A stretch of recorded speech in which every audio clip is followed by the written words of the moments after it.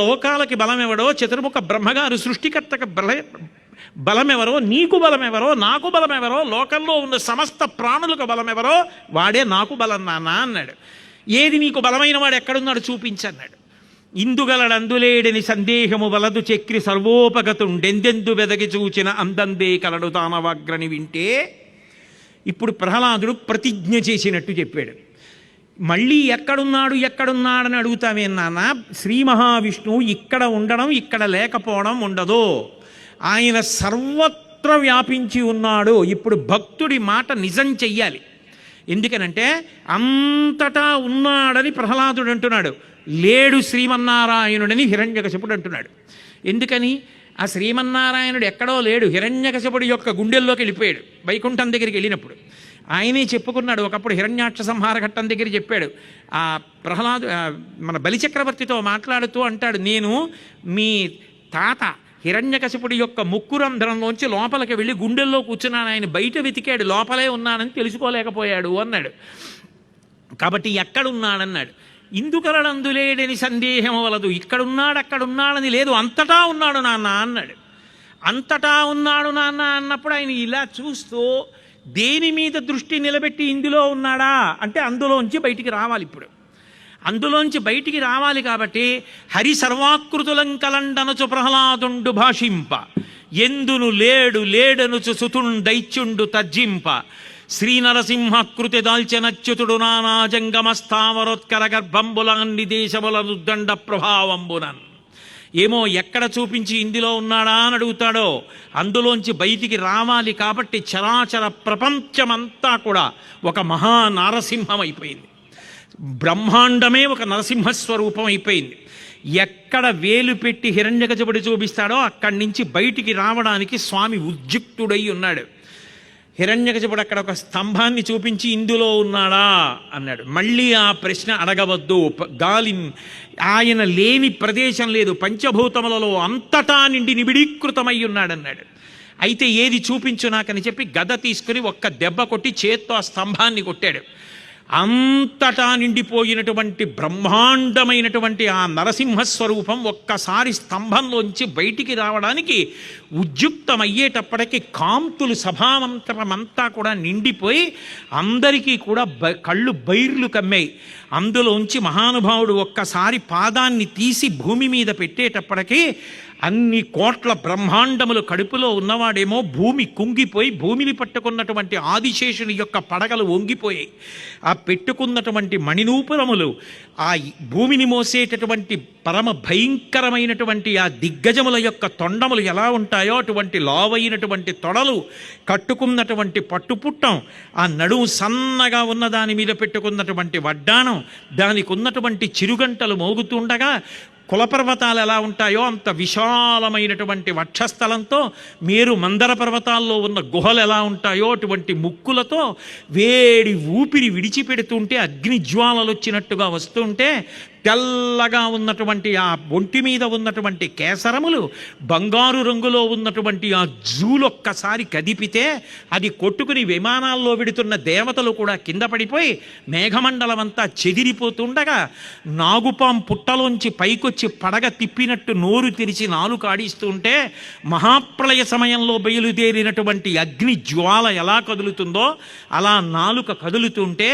భయంకరమైనటువంటి దంతపంక్తిని బయటపెట్టి ఆ పక్కన ఉన్నటువంటి రెండు కోరలు కూడా భయంకరమైనటువంటి బంగారు రంగుతో వెలిగిపోతున్నటువంటి కాంతితో ప్రకాశిస్తుంటే, ఇంద్రధనస్సు ఎలా ఉంటుందో అలా కనుబొమలు ముడివేసి పెద్ద పెద్ద గండశిలలు ఎలా ఉంటాయో అలా నున్నమైనటువంటి చెక్కిళ్లతో ఉన్నటువంటి వాడై ఒక పెద్ద సముద్రపు టొడ్డుకి వెళ్ళి చూస్తే ఆ చివరి నుంచి ఈ చివరి వరకు నురగతో కెరటములు వస్తుంటే చెలీలి కట్ట ఎలా ఉంటుందో అలా పూలదండలతో అలంకరింపబడినటువంటి పరమ భయంకరమైనటువంటి గొప్ప గొప్ప బలిసినటువంటి చేతులు కలిగినటువంటి వాడై సమస్త భూషణములతో ప్రకాశిస్తూ బాగా పెరిగి వంకరలు తిరిగినటువంటి గోళ్లతో ఉన్నటువంటి వాడై ఒక్కసారి ఆ నోరు తెరిచి పెద్ద గర్జన చేసేటప్పటికీ ఆ శబ్దాన్ని తట్టుకోలేక పిడుగులు పడిన చప్పుడొచ్చి మొత్తం బ్రహ్మాండాలన్నీ కాకావికలమైపోతుంటే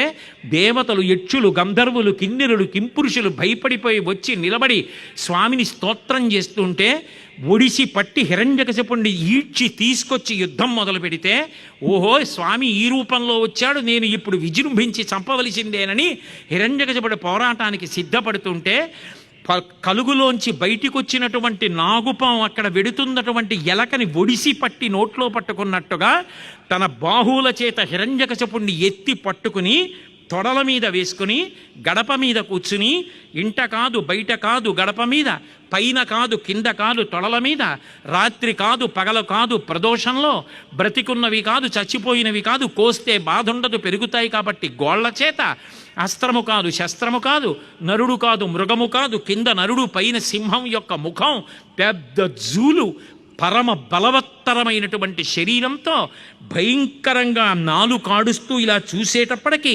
ఎలుక నాగేంద్రుణ్ణి చూసి భయవిహ్వలమై ప్రాణములు పోయినట్టుగా తొడల మీద పడి ఆ సింహపు ముఖాన్ని చూస్తూ పై ప్రాణములు పైనే పోయి హిరణ్యకశిపుడు స్పృహ తప్పి పడిపోతే భయంకరమైనటువంటి ఆ గోళ్లనే నాగళ్ళుగా చేసి ఆయన గుండెలు బద్దల కొట్టి ఎముకలన్నిటినీ విరిచేసి ప్రేగులు తుంపేసి నెత్తురు తీసి తాగి ప్రేగులు మెళ్ళో వేసుకుని వచ్చిన మిగిలిన రాక్షస సైన్యాన్ని నాశనం చేసి హిరణ్యకశిపుడి శరీరాన్ని విసిరి పారేసి లేచి నిలబడితే ఆ భయంకర స్వరూపాన్ని చూసి తట్టుకోలేక దేవతలు, యక్షులు, గంధర్వులు అందరూ స్తోత్రం చేస్తుంటే, అమ్మా ఇటువంటి స్వరూపాన్ని స్వామిది ఎన్నడూ చూడలేదు, ఇంత ఉగ్రమైన స్వరూపం, తల్లి లక్ష్మీదేవి నువ్వు వెళ్ళి స్వామిని స్తోత్రం చేసి ప్రసన్నుణ్ణి చేయమంటే, లక్ష్మీదేవి నేను ఎన్నో అవతారాలు చూశాను కానీ ఇంత భయంకరమైనటువంటి అవతారాన్ని నేను చూడలేదు, నేను స్తోత్రం చేయలేను, దగ్గరికి వెళ్ళలేనని భయపడిపోతే, ఓ ప్రహ్లాద నీకోసమే స్వామి ఇంతటి ఉగ్రరూపాన్ని ధరించాడు, నువ్వు వెళ్ళి స్తోత్రం చేయమంటే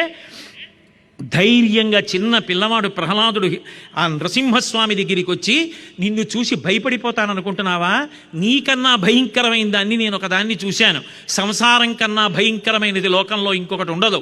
స్వామి నువ్వు పైకి కోపంగా కనపడుతున్నావు, లోపల ఎంత ప్రశాంతంగా ఉండకపోతే ఆలోచించి, ఒకనాడు బ్రహ్మగారు గాలిన్ కుంభిని అగ్నియంబువల ఆకాశస్థలిన్ దిక్కులన్ రేలన్ గస్రములం తమ ప్రబల భూరిగ్రాహ రక్షో మృగ వ్యాలాదిత్య నరాది జంతు కలహ వ్యాప్తిన్ సమస్త్రాస్త్ర శస్త్రాలిన్ మృత్యువులేని జీవనములోకారీశ ఇప్పించవే అంటే, వరం ఇచ్చిన దానికి అనుగుణంగా బ్రహ్మగారి మాట పొల్లుపోకుండా, ఇంట్లో కాకుండా బయట కాకుండా పగలు కాకుండా రాత్రి కాకుండా బ్రతికున్నది కాకుండా చచ్చినది కాకుండా నరుడు కాకుండా మృదం కాకుండా ఇన్నింటికి మినహాయింపుగా బ్రహ్మగారి మాట నిలబెడుతూ హిరణ్యకశిపుణ్ణి చంపావంటే నువ్వు లోపల నిజానికి ఎంత స్వస్థతగా ఉన్నావు, నేను అంతటా ఉన్నావని అన్నానని నా మాట నిలబెట్టడానికి బ్రహ్మాండములన్నీ నృసింహమయ్యావు, స్వామి నీకన్నా గొప్పవాడెవరు, నన్ను అనుగ్రహించు అని ప్రార్థన చేస్తే పరమ సంతోషాన్ని పొంది ఉగ్రరూపాన్ని ఉపసంహారం చేసి ప్రశాంతమూర్తి అయి ఎత్తి ప్రహ్లాదుని తొడ మీద కూర్చోబెట్టుకుని, ప్రహ్లాదా నీకేం కావాలని అడిగాడు. అడిగితే మళ్ళీ నన్ను మోహంలో ముంచాలని ప్రయత్నిస్తున్నావా స్వామి, ఇంత పవిత్రమైనటువంటి నీ మంగళకర దర్శనం చేసిన తరువాత ఇంకా నాకు లౌకికమైన కోరికలు ఉంటాయా, బ్రతికున్నంత కాలం నిన్ను నింద చేసి నిన్ను సంహరిస్తానని పాపపు జీవనం చేసిన నా తండ్రి ఉత్తమగతులు పొందేటట్టుగా నన్ను అనుగ్రహించు అన్నాడు. అంటే నీ వంటి కొడుకుని కన్న కారణం చేత నీకు ముందు 10 తరాలు వెనక 10 తరాలు నీతో కలిపి 21 తరాలు తరించిపోయాయి. ఏ భావనతో అయితే నేను ముట్టుకున్నాను, దగ్గరికి తీసుకున్నాను, కౌగిలించుకున్నాను, తొడల మీద పడుకోబెట్టుకున్నాను, నా గోళ్ల చేత చీల్చాను, నెత్తురు తాగాను, ప్రేగులు మెళ్ళో వేసుకున్నాను, నా స్పర్శ చేత నీ తండ్రి పునీతమై పాపములను పోగొట్టుకుని ఏనాడో నా స్థానానికి చేరిపోయాడు కాబట్టి బెంగలేదు, ఇంకొక వరం అడగమన్నాడు. స్వామి నాకే వరం కావాలి, నాకేం అక్కర్లేదు, మీ దర్శనమే చాలు, మీరు అడగమన్నారు కాబట్టి అడగకుండా ఉండడం మర్యాద కాదు కాబట్టి ఒక్క వరం అడుగుతున్నాను, నాకు అదే పనిగా కోరికలు పుట్టకుండా నాకు వరం ఇవ్వండి స్వామి, చాలు, దాని వలన మనశ్శాంతి అన్నాడు. ప్రహ్లాద నీ వంటి భక్తుడు ఎక్కడ లభిస్తాడు, నీ పట్ల నేను పరమప్రసన్నుడనయ్యాను, ఇదే భక్తితో సంతోషంగా రాజ్యం చేసి నన్ను పొందుతావు అంటే అప్పుడు చతుర్ముఖ బ్రహ్మగారు వచ్చి ఎక్కడ ఎప్పుడు ఈ ప్రహ్లాదోపాఖ్యానాన్ని చెప్పుకున్నా చదువుకున్నా విన్నా 33 కోట్ల మంది దేవతలతో పాటు శ్రీ మహావిష్ణువు పరమప్రసన్నుడవుతాడు. దాని చేత అందరికీ సమస్త శుభములు వనగూడుతాయని చెప్పి అందరికీ కూడా అభయం ఇచ్చారు. అంత గొప్పదైనటువంటి ఈ నృసింహోపాఖ్యానం, అందున వామనమూర్తి ఘట్టం రెండే. అటువంటి ఘట్టమును అందున మంగళవారం నాడు వినడం అనేటటువంటిది పరమ ప్రశస్తం. విశేషించి మార్గశిర మాసంలో షష్ఠీ తిథి నాటి ప్రదోష వేళలో చక్కగా మనందరం కూర్చుని వామనమూర్తి ఘట్టాన్ని, నృసింహావతార వైభవాన్ని విన్నాము అంటే అది పరమేశ్వరుని యొక్క కారుణ్యం. మీ వంటి పరమ భాగవతోత్తముల ఎదురు